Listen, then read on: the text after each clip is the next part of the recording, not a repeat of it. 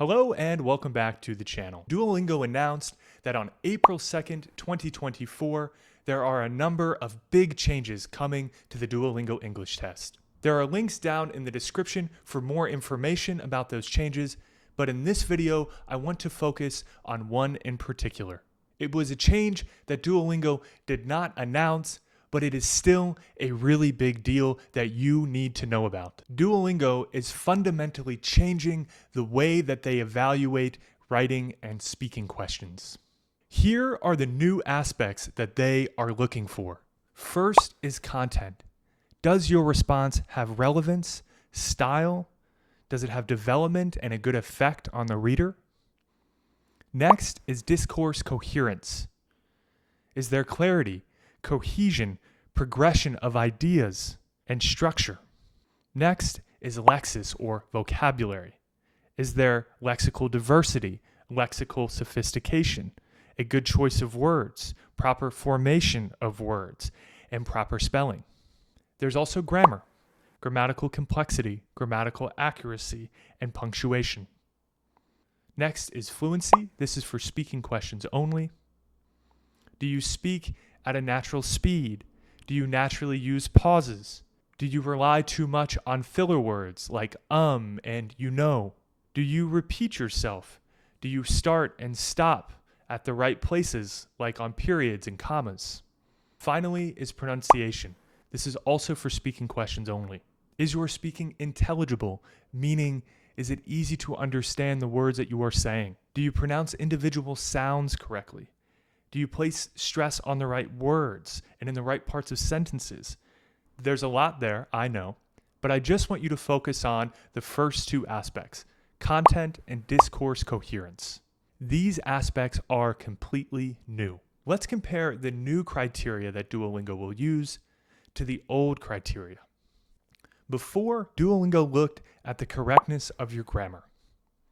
They looked at how varied your grammar was. Were you using complex sentences and simple sentences, for example? They wanted to see the level of your vocabulary, as well as a diversity of word choice.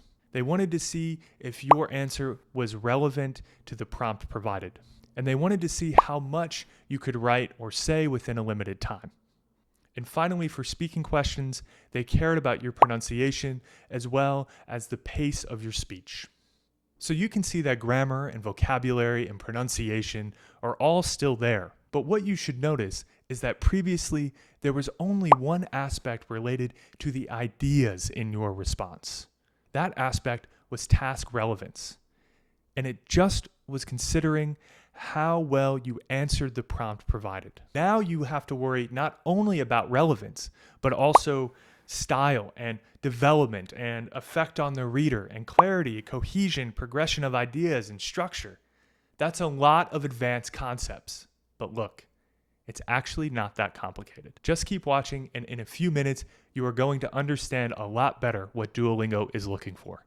In American academic English, we really value directness and clarity. You are expected to make clear arguments and to do it concisely, meaning without any extra words. It's kind of like the stereotype of a businessman. He doesn't have any time to waste. You have to get to the point straight away. In American academic English, your reader at all times should know why you are telling them what you are telling them. Let me explain by showing you a high-scoring response and explaining why it scores so highly.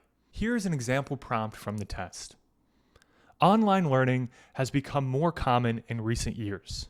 Compare the advantages and disadvantages of online education versus traditional classroom learning. Which do you prefer and why?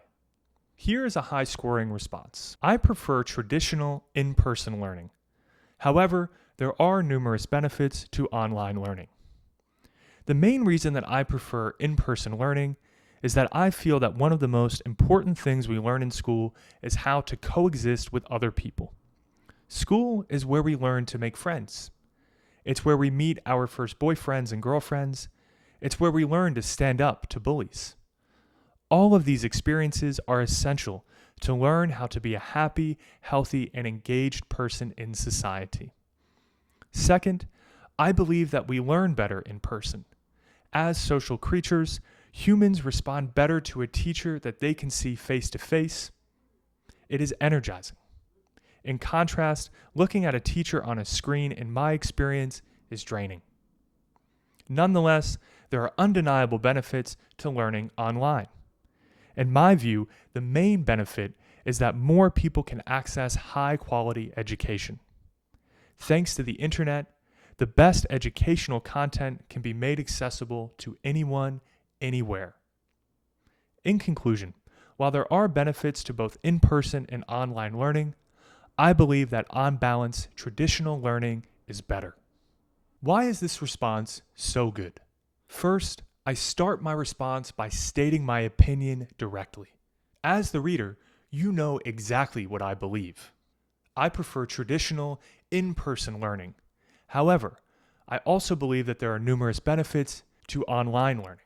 Then, I begin the second paragraph with, the main reason that I prefer in-person learning is, there is no room for confusion here. You know what I am about to say. The third paragraph begins with simply second. At this point, you as the reader already know that I'm talking about reasons why I prefer in-person learning over online learning. This transition word, second, tells you that I am about to provide a second reason. The fourth paragraph begins with nonetheless. Nonetheless is a powerful, concise way to express that something I just said is true, but that something else is also true. So as the reader, when you read nonetheless, you know that what is coming next disagrees with what I just said, but that it is also true. Finally, I end with in conclusion. This tells you, the reader, very clearly that I'm about to wrap up my whole response, and I'm going to restate my main point. In short, I use connecting words to guide the reader from one idea to the next so that you always understand why I am telling you what I'm telling you. Let's compare that high-scoring response to a response that did not score as highly. I remember when the COVID pandemic began and the schools closed. We had to do all of our classes over video calls from home. My parents were also working from home, so we spent a lot of time together. At first, it was fun. I could sleep in later because I didn't have to wake up for the bus. My parents and I had lunch every day, and that was a lot better than the food at school. But eventually, I started to miss my friends. I also missed playing sports after school with my teammates. I think for online learning, it is important to have good Wi-Fi. At my house, our Wi-Fi was bad, and it would often cut out. I would sometimes miss important parts of classes, and then I would have to ask the teacher for help. That was stressful. Let's analyze this response. First, remember what question is asked in the prompt. Why do you prefer traditional or online learning? From the response, can you tell which one this person prefers? I can't. That's not good. Second, this person talks about things related to online versus traditional learning, but are they relevant to the prompt? Are they helping to construct an argument? No. They're more or less just random thoughts. In other words, as a reader, I don't know why this person is telling us all these things. So, here is what you need to know for the test. The most important thing for getting high marks on the content and discourse coherence aspects is simply organization. You need to make sure that your response is organized. If you remember just one thing from this entire video, just remember that. To learn how to organize your responses, check out the links down in the description. If you want to get more helpful videos like this to help you get ready for the test, be sure to like and subscribe. And if you want to practice writing and speaking questions, then you should check out Arno. We give you unlimited practice questions for every question type, including all the writing and speaking question types, for free. And if you purchase credits, then you can get feedback on your responses like this. When you submit your answer in Arno, we'll give you an instant estimated score, as well as a breakdown of how advanced your vocabulary is. Arno will also point out your grammar mistakes, as well as ways that you can improve your vocabulary to get a higher score. You can even ask Arno to rewrite your answer to make it sound like a native speaker wrote it. This is great for learning things like advanced sentence structures. And if you're struggling to come up with ideas for your response, you can also view other people's answers and see what they did to get a high score. This feedback is what makes Arno the fastest way to get ready for the Duolingo English test. So just head over to goarno.io to create your free account, and you'll get one full free mock test with scoring and feedback like this on every one of your responses. That's all for today, so happy studying, and I'll see you next time.